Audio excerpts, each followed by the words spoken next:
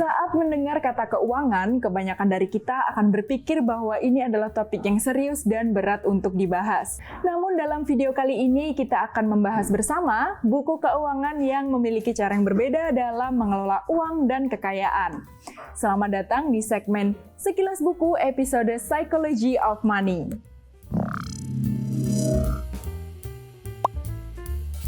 Nah, kenapa sih tadi kami menyebutkan bahwa buku ini punya cara yang berbeda dalam mengelola uang?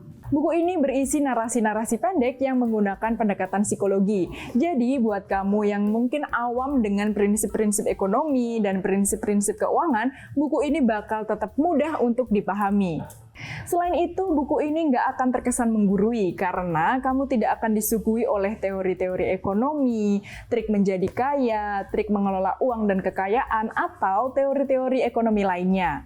Penulis buku ini membagikan pengalamannya dan beberapa kasus lain yang dari situ kita bisa ambil pelajarannya. Oh iya, kalau kamu sudah pernah baca buku Atomic Habits, penulisnya juga memberikan respons positif terhadap buku Psychology of Money loh. Kita baca sekilas ya ulasannya. The Psychology of Money penuh dengan ide-ide menarik dan kesimpulan praktis. Bacaan penting bagi siapa saja yang ingin mengelola uang dengan lebih baik. Semua orang wajib memiliki buku ini. James Clear, penulis buku laris Atomic Habits. Nah, kalau itu tadi adalah review dari penulis lain, kita juga pengen membagikan nih review dari pembaca Indonesia. Untuk itu kita akan membacakan review dari Kak Vinka, yaitu salah satu volunteer dari komunitas BBB Book Club. Langsung aja yuk kita baca reviewnya. Buku yang menimbulkan hype dan warawiri di lini masa sosial media ini membuat saya merasa skeptis. Jangan-jangan nggak sebagus itu. Setelah membacanya, saya kemudian mengerti mengapa ia dapat meraih atensi yang berlimpah dan menjadi bestseller internasional. Buku ini mudah dipahami, jelas, dan ringkas. Buku ini juga menunjukkan secara lugas prasangka bias yang kita miliki sebagai manusia terkait uang. Topik yang tidak selalu diajarkan dalam keluarga, dan bahkan kadang-kadang dianggap tabu. Nah, siapa nih yang juga sempat berpikir gitu? Awalnya skeptis sama buku yang hype ini, tapi lama-lama suka dan mendapatkan manfaatnya. Kita lanjut baca reviewnya ya. Morgan Housel menjelaskan apa yang kita pikirkan tentang uang, prinsip-prinsip yang bekerja atas uang itu sendiri, dan apa yang tidak. Ada beberapa poin paparan penulis yang mampu membuat pembaca berpikir, oh jadi ini alasannya. Semacam rasa mengganjal yang kita miliki, tapi sulit untuk diungkapkan. Morgan berhasil mengartikulasikan hal ini dengan baik. Buku ini membuat saya optimis karena respons hangat yang diterima sampai-sampai ia dinobatkan sebagai buku bestseller. Ini menunjukkan bahwa orang-orang sebenarnya menginginkan pendekatan good enough, pola pikir yang relatif sederhana dan bersahaja, melebihi keinginan untuk terus berlomba yang dipicu oleh kapitalisme. Jika Anda mencari perspektif yang berbeda tentang proses belajar seputar uang, atau secara khusus dalam modal dan keuangan, buku ini cocok untuk Anda. Wah, menarik. Setelah baca review dari Kak Vinka tadi, kami jadi pengen bertanya-tanya lebih lanjut tentang review yang sudah ditulis oleh Kak Vinka. Karena tadi juga sempat disebutkan bahwa sempat skeptis dengan buku ini. Kira-kira kenapa ya? Nah, kebetulan kita punya kesempatan untuk ngobrol bersama Kak Vinka untuk menanyakan beberapa hal yang bikin kita penasaran. Langsung aja kita sapa Kak Vinka yuk. Halo Kak Vinka, Harum Media sedang bikin video yang membacakan ulasan buku Psychology of Money yang ditulis oleh Kak Vinka nih. Dan kita pengen nanya-nanya sedikit. Tapi sebelum itu boleh dong Kak menyapa teman-teman pembaca terlebih dahulu? Halo teman-teman Harum Media, terima kasih atas kesempatannya. Saya Firka, bagian atau volunteer dari Bu Ibu Baca Buku Book Club dan juga biasa menulis newsletter di lagibulik.substack.com. Terima kasih. Oke Kak Vinka, langsung aja ya kita bahas poin yang pertama. Kenapa sih Kak Vinka awalnya skeptis dengan buku ini?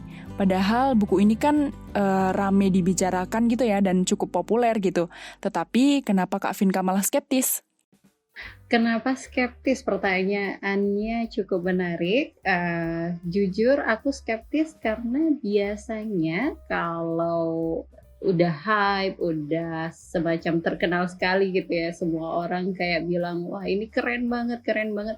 Aku takut bahwa ekspektasiku nanti ketinggian gitu. Udah terpengaruh oleh review atau ulasan dari orang lain yang semua mengagung-agungkan The Psychology of Money begitu.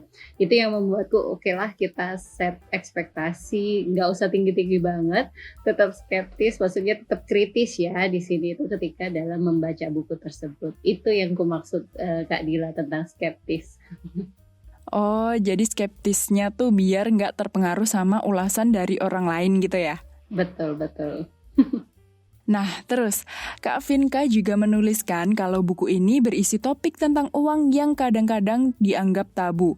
Hal-hal tabu yang dimaksud oleh Kak Vinka di sini tuh apa sih, Kak? Boleh dijelasin dong?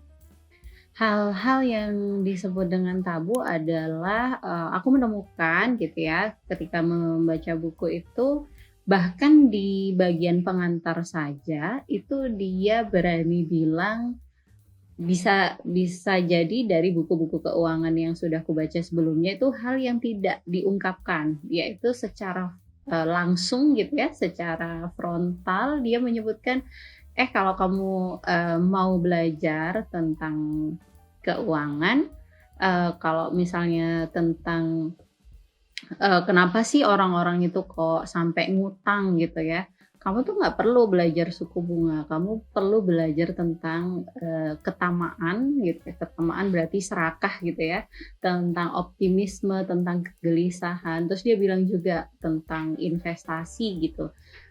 Kamu nggak perlu belajar tentang gimana matematisnya, tapi kamu perlu berpikir gimana sakitnya ketika kamu lihat keluarga sambil mikirin apakah investasimu itu nanti justru menguntungkan atau bisa jadi malah mengancam masa depan mereka. Menurutku hal ini tuh hal yang tidak diungkapkan secara belak-belakan gitu loh kalau di buku-buku keuangan yang sudah pernah aku baca, terutama yang berbahasa Indonesia. Jadi dia bisa mengungkapkan hal dengan yang biasanya nggak diungkapin, tapi dengan cara yang juga enak juga gitu. Maksudnya nggak bisa dipahami dengan mudah gitu.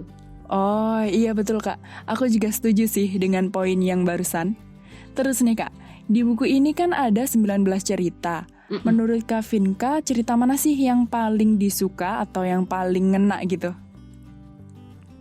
Yang paling mengena ada 2. Yang pertama itu tentang keberuntungan dan resiko. Itu cerita kedua gitu, di mana dia menceritakan tentang temannya Bill Gates. Jadi temannya Bill Gates saat SMA yang ternyata sebenarnya juga mereka udah kayak satu geng gitu ya, yang seneng banget, bahkan udah merencanakan bakal bangun bisnis bersama gitu. Microsoft itu yang akhirnya memang dijalankan oleh Bill Gates, tapi ternyata spoiler alert, kalau teman-teman belum baca, sorry aku ungkapkan di sini, ternyata temannya tuh meninggal gitu. Salah satu teman SMA-nya yang istilahnya teman gengnya gitu ya, itu meninggal. Nah, itu yang disebutkan sama si Morgan Housel, penulis Psychology of Money ini, kalau di dunia ini ada yang namanya keberuntungan gitu, ada yang namanya luck gitu, yang nggak bisa dipungkiri, itu benar-benar di luar kuasa kita. Emang ada orang-orang yang beruntung, misalnya kayak Bill Gates tuh, padahal temennya itu ya sama pinternya, bahkan bisa dibilang sangat cemerlang, tapi ternyata meninggal karena mendaki gunung gitu, kecelakaan saat mendaki gunung yang bahkan rasionya kecil banget gitu. Jadi itulah namanya keberuntungan dan resiko. Itu menurutku mengajarkan bagaimana di dunia ini ada hal yang memang di luar kuasa kita, yang memang kita tidak bisa mengganggu gugat gitu, kita nggak bisa turut campur, ya udah ya itu namanya beruntung atau apes gitu misalnya dibilang. Itu yang cerita yang aku suka, dan justru ditambahan Kak Dila, jadi bukan di yang cerita itu tadi, ada sejarah singkat mengapa konsumen Amerika Serikat berpikir sebagaimana mereka berpikir. Ini kan di dalamnya kira-kira menjelaskan kenapa sih kapitalisme itu bisa berjalan seperti itu. Ada hubungannya sama perang dunia, dan seterusnya. Itu membuatku semacam kayak terbuka gitu. Oh, ternyata semua tuh ada awal mulanya gitu. Kapitalisme tuh nggak tiba-tiba, nggak ujuk-ujuk ada. Tapi ini loh ceritanya. Ini loh kenapa sih kok di Amerika Serikat tuh bisa, dan sampai akhirnya sekarang ke seluruh dunia gitu ya, kapitalisme itu kenapa bisa sampai sebegitu besar pengaruhnya dalam dunia. Itu membuatku jadi lebih paham juga gitu. Itu yang aku suka. Wah, oke Kak Vinka. Setelah mendengar penjelasan dari Kak Vinka tadi, aku juga jadi menemukan jawaban nih, kenapa buku ini populer banget dan banyak direkomendasikan. Karena emang banyak banget ya sudut pandang baru yang bisa kita pelajari dari Psychology of Money. Baiklah, kalau gitu terima kasih banyak ya Kak Vinka udah mau berbagi dengan Haru Media, dan semoga kita bisa berjumpa di kesempatan berikutnya ya. Terima kasih, sampai jumpa. Thank you, Kak. Baiklah, teman-teman pembaca, rekaman percakapan kami tadi sekaligus menutup segmen Sekilas Buku kali ini. Kalau kamu ingin membaca ulasan buku lainnya dari Kak Vinka, bisa follow akun Instagram dan YouTube channel Vinka Maharani ya. Semoga ulasan singkat dari Kak Vinka tadi bisa meracuni teman-teman yang mau baca buku Psychology of Money ini. Dan sekian segmen Sekilas Buku episode Psychology of Money, dan jangan lupa untuk bagikan video ini ke reading buddy kamu. Jangan lupa untuk subscribe channel ini karena masih banyak video menarik yang ingin kami bagikan kepada kalian. Sampai jumpa di video selanjutnya.